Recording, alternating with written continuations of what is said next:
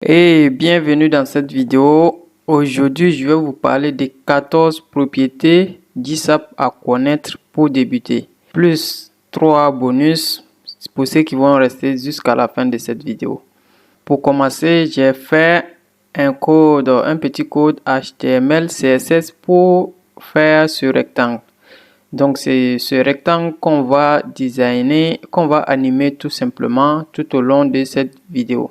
Donc, premièrement, on a la propriété X qui permet de faire un déplacement sur l'horizontale. Si je mets sur mon rectangle une propriété X qui vaut 200, si on met 200 comme ça, on n'a pas besoin de mettre les griffes. Mais par exemple, si on veut mettre avec les unités CSS qu'on a l'habitude d'utiliser, par exemple 200 pixels ou 200 EM, là, on est obligé d'utiliser les guillemets comme ça, 200 pixels.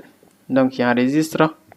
Vous allez voir que j'aurai un déplacement sur l'horizontale de 200 pixels. Donc, si je réactualise ici, mais c'est possible également d'enlever tout simplement les griffes et de laisser à 200 comme ça. Là, j'enregistre. Ça sera le même effet également. Donc, si je réactualise ici, vous voyez que c'est la même chose. On a les Y qui est la même chose mais sur la verticale. Je vais enlever les X pour que vous voyez l'effet du Y tout seul. Maintenant, si je mets les deux propriétés à la fois, donc le déplacement va se faire pour aller vers le point de coordonnées X200 et Y200. Ok, donc c'est bon pour les X et Y. Donc ça correspond au translate tout simplement. Translate X et translate sur Y en CSS. On aura la propriété scale. Scale qui correspond à la même propriété en CSS tout simplement. C'est la propriété qui permet tout simplement de faire le zoom. J'enregistre. Si je viens, j'aurai un zoom en même temps que le déplacement.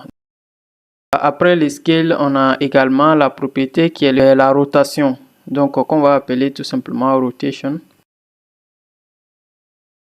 En même temps que ça se déplace, il y a une rotation. Maintenant, on va parler de l'opacité. L'élément va commencer avec une opacité de 1 pour aller vers une opacité de 0.2.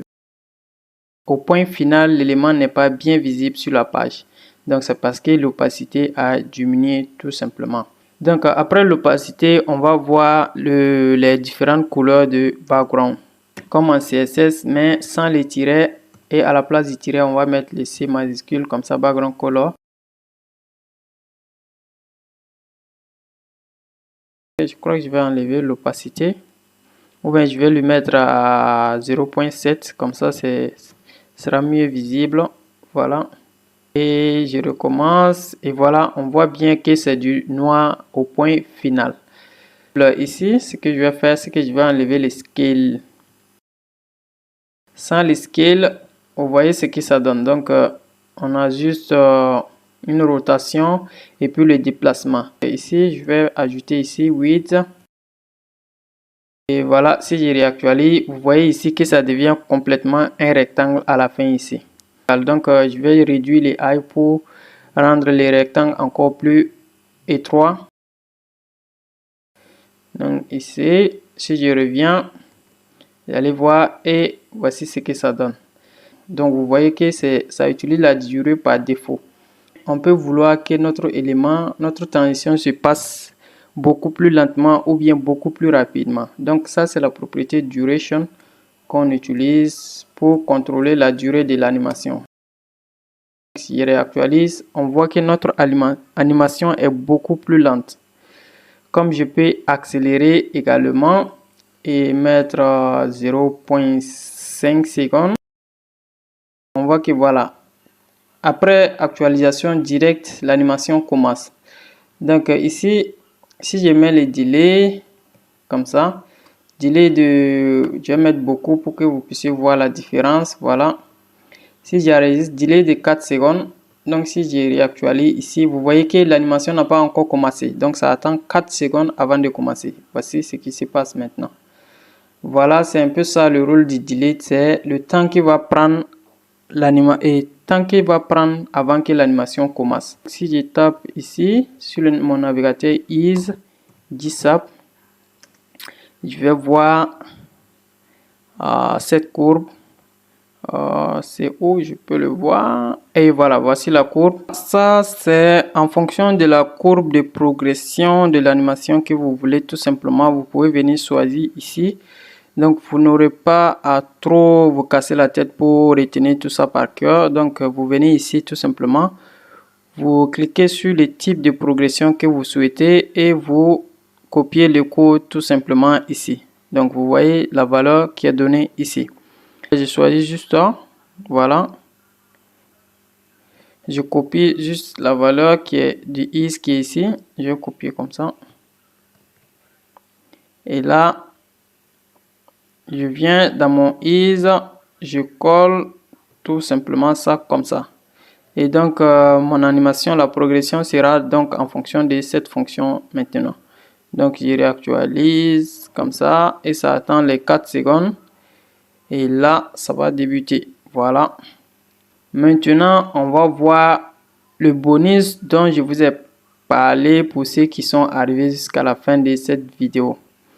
Le bonus, c'est quoi? C'est que vous voyez ici que je ne vous ai pas parlé de la méthode utilisée ici. Ici, j'ai utilisé le tout. Donc, vous voyez à chaque fois qu'on commence du début, c'est-à-dire l'état défini dans le CSS ici, vers notre état qui est dans le DISAP.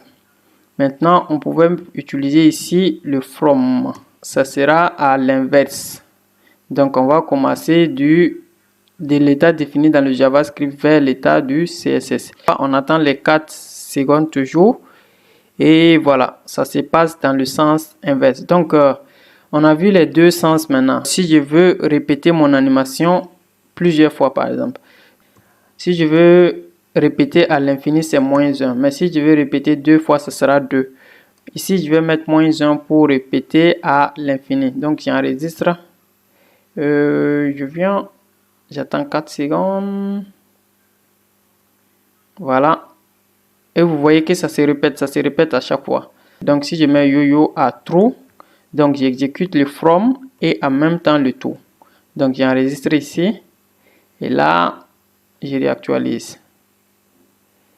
Voilà, j'attends 4 secondes.